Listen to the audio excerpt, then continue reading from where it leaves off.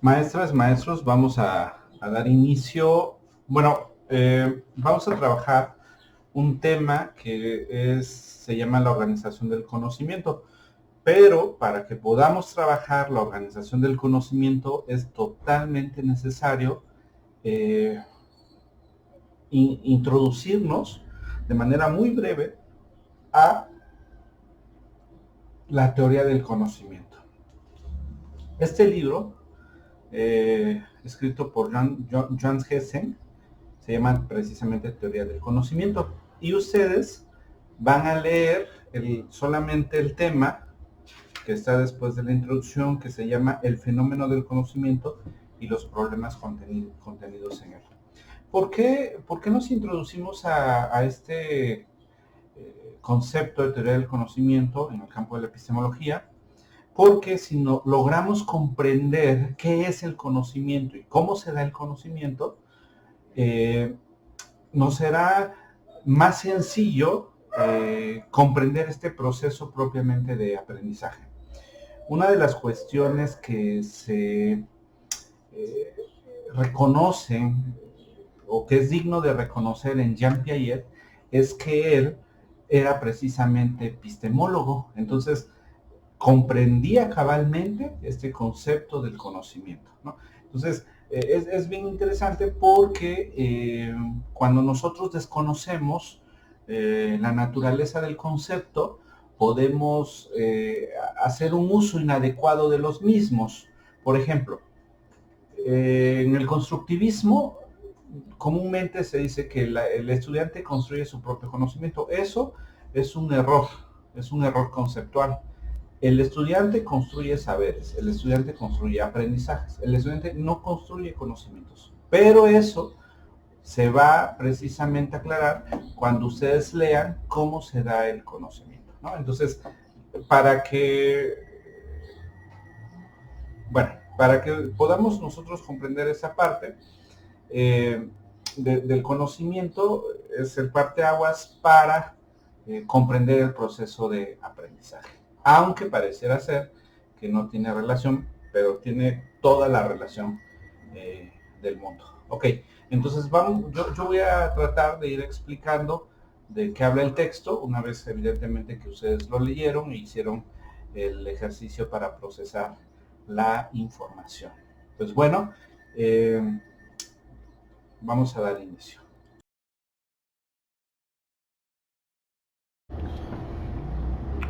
El doctor Hugo Semmelmann comenta que cuando nosotros vamos a introducirnos en el estudio de un concepto, lo primero que tenemos que hacer es precisamente comprender la naturaleza de ese concepto.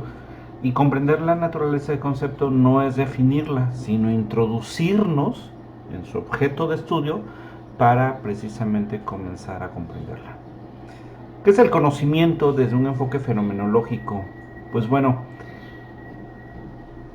en el conocimiento se hallan frente a frente la conciencia y el objeto, el sujeto y el objeto. Pueden ver en este esquema la esfera de la conciencia que está en el sujeto y la esfera del objeto. El conocimiento se presenta como una relación entre estos dos miembros que permanecen en ella eternamente separados el uno del otro.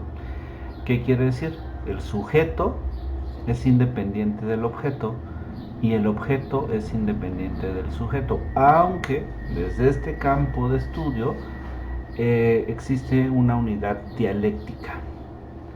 El dualismo de sujeto y objeto pertenece a la esencia del conocimiento. La función del sujeto consiste en aprehender al objeto, la del objeto en ser aprehensible y aprendido por el objeto. Dense cuenta cómo aquí en el concepto aprender hay una H intermedia que voy a comentar en un momento.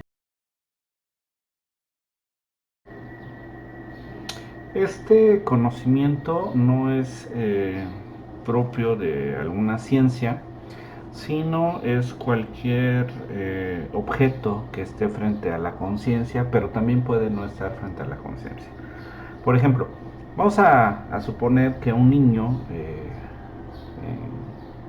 en educación básica tiene frente a sí el concepto número, el objeto número.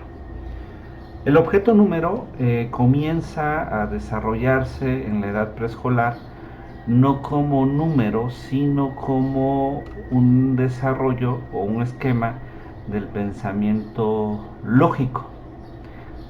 Posteriormente pasa de ser pensamiento lógico a lógico matemático, y antes de ser lógico viene una explicación que es a través de la lógica simbólica. Ese concepto de número pues es un concepto, por decirlo de alguna manera, indefinido, en el sentido de que no tiene fin. ¿Por qué? Porque este mismo objeto de número se puede seguir estudiando, o mejor dicho, se sigue estudiando durante toda la educación básica, la educación media superior, y si una persona se especializa a través del estudio de las matemáticas o de la física, quiere decir que se ha introducido de manera más profunda en este objeto, pero el objeto no ha cambiado. Esta aprehensión se presenta como una salida del sujeto fuera de su propia esfera, una invasión en la esfera del objeto y una captura de las propiedades de este. Entonces, si un niño de preescolar o de educación básica en los primeros grados invade la esfera del objeto, aquí quiero hacer un paréntesis, esta invasión en términos pedagógicos se da a través de la didáctica. Invade, va a capturar ciertas propiedades que le permite la naturaleza del propio sujeto. Y no es lo mismo las propiedades que captura una persona que se ha introducido de manera más profunda porque tiene precisamente más elementos. El objeto no es arrastrado empero dentro de la esfera del sujeto, sino que permanece trascendente a él. Eso es lo que estoy comentando. Que entre más se vaya profundizando, porque tiene más elementos, sucede lo que en una dimensión del aprendizaje se podría explicar como la dimensión lineal. ¿Cómo aprendemos? Bueno, primero tenemos ideas preconcebidas que se dan por naturaleza en el contexto donde nos desarrollamos.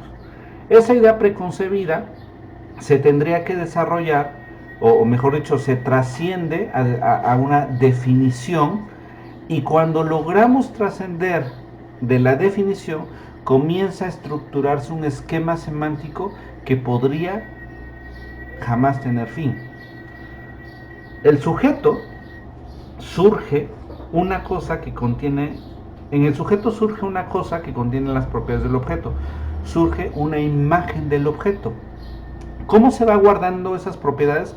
A través de imágenes. Y desde la teoría cognoscitiva del aprendizaje, precisamente la información se guarda como una imagen mnémica.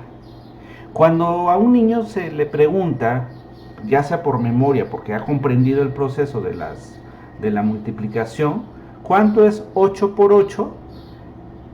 Él va a evocar la información a través de una imagen.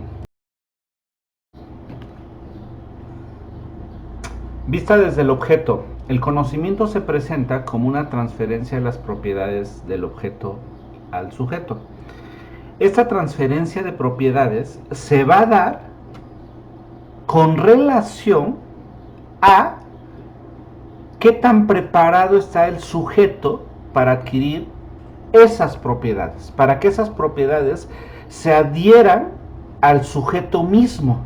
Imagínense a un adolescente de secundaria con elementos cognitivos ya estructurados, ingresándolo a una clase de doctorado en física.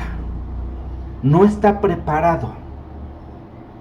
Al trascender del sujeto la esfera del objeto, corresponde un trascender del objeto a la esfera del sujeto. Es decir, esas propiedades que el sujeto está listo para que adhiera a su ser, lo van a cambiar, no vuelve a ser el mismo. Y entonces, solo entonces, dicen los epistemólogos, se da el milagro del conocimiento. El objeto es el determinado, el sujeto el determinado. El conocimiento puede definirse, por ende, como una determinación del sujeto por el objeto. ¿Qué quiere decir? Que el objeto existe en sí mismo independientemente del sujeto. Pero lo determinado no es el sujeto pura y simplemente, sino tan solo la imagen del objeto en él. Esta imagen, ojo con esto, es objetiva en cuanto que lleva en sí los rasgos del objeto. Siendo distinta del objeto, se halla en cierto modo entre el sujeto y el objeto, cuando se halla en cierto, perdón, aquí se repitió, vuelvo a leerlo, siendo distinta del objeto, se halla en cierto modo entre el sujeto y el objeto. Constituye el instrumento mediante el cual la conciencia cognoscente aprende su objeto. Esto quiere decir, maestros, que cuando el sujeto aprende las propiedades que está preparado para aprender del objeto, eso, si esas propiedades pasan tal cual, genuinamente, es conocimiento, se convierte en conocimiento. El concepto de verdad se relaciona estrechamente con la esencia del conocimiento. Verdadero conocimiento es tan solo el conocimiento verdadero. Un conocimiento falso no es propiamente conocimiento, sino error e ilusión. Entonces aquí es donde yo quiero hacer énfasis en lo que comentaba en un primer momento. Si en términos pedagógicos, lo que el estudiante comienza a hacer es a construir sus aprendizajes. Pero si esos aprendizajes son verdaderos, es decir, son con relación genuina al objeto de estudio, se convierte en conocimiento. Si ese aprendizaje es falso, va a ser un conocimiento falso. Por ejemplo, si yo digo que 3 más 3 es 8, el estudiante está diciendo que 3 más 3 es 8 porque así lo ha construido en su estructura cognitiva, y eso es un aprendizaje, pero un aprendizaje falso. Si un estudiante dice que 3 más 3 es 6, es un conocimiento, es un aprendizaje verdadero, y por tal razón a eso sí se le puede llamar conocimiento.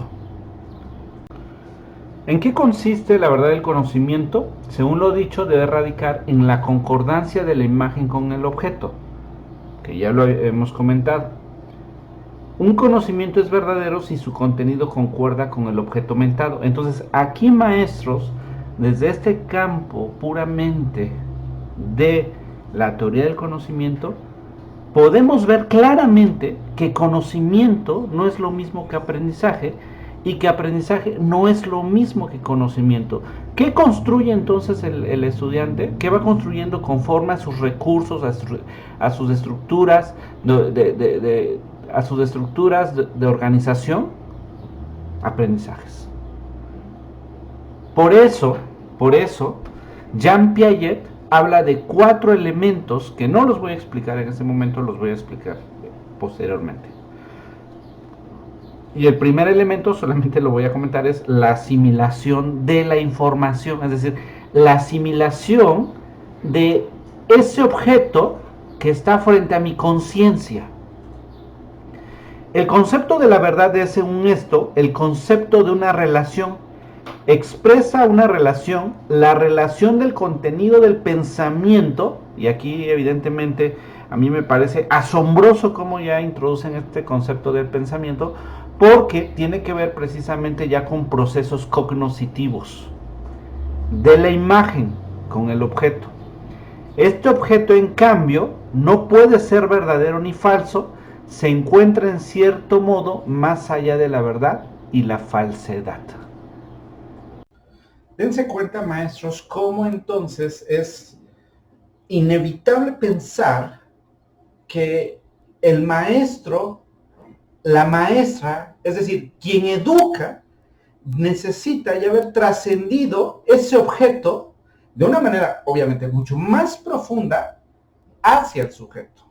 Uno de los principales problemas que radica en la enseñanza es que quien educa no conoce lo que tiene que enseñar.